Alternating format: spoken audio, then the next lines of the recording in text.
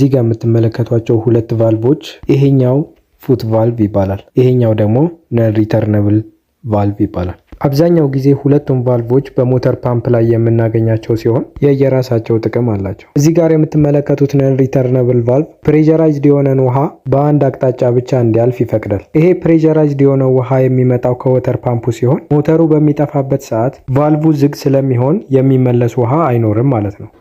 ለምሳሌ እዚህ ፓምፕ ላይ ይሄኛው ኢንሌት ሲሆን ይሄኛው አውትሌት ነው። ይሄኛው ኢንሌት ከጉድጓድ በሚስብበት ሰዓት ይሄ ፓምፕ ከጉድጓድ በሚስብበት ሰዓት የምንጠቀመው ፓይፕ ይኖራል። ፓይፑ ላይ ወይም ደግሞ ጫፉ ላይ ይሄ ፉት ቫልቭ ይገጠማል። የዚህ ፉት ቫልቭ ዋነኛ ጥቅም በመጀመሪያ በወንፊቱ አማካኝነት ቆሻሻዎቹ ወደዚህ ኢምፔለር እንዳይገባ ያደርጋል።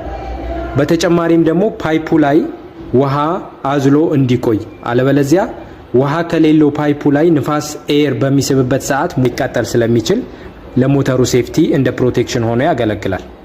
ነን ሪተርን ቫልቭ ደግሞ የሚገጠመው አውትሌት የፓምፑ አውትሌት ላይ ሲሆን ለምሳሌ እዚህ አውትሌት ላይ ወደ ታንከር ቢሆን የሚገፋው ፓምፑ በማይሰራበት ሰዓት ከታንከሩ ሪተርን አድርጎ ተመልሶ ወደዚህ ኢምፔለር እንዳይመጣ ዘግቶ የሚቆይ ነው ማለት ነው።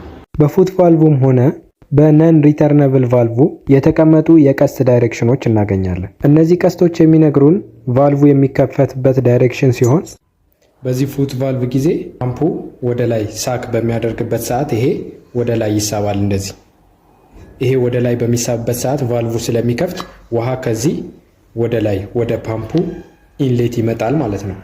ነን ሪተርን ቫልቭ ጊዜ ደግሞ በዚህኛው ነን ሪተርን ቫልቭ ጊዜ ደግሞ አውትሌቱ በኩል ላይ ነው የሚቀመጠው። ይሄ ነን ሪተርን ቫልቭ ልክ ፓምፑ ወደ ላይ በሚገፋበት ሰዓት ውሃው ወደ ታንከሩ ይወስደዋል።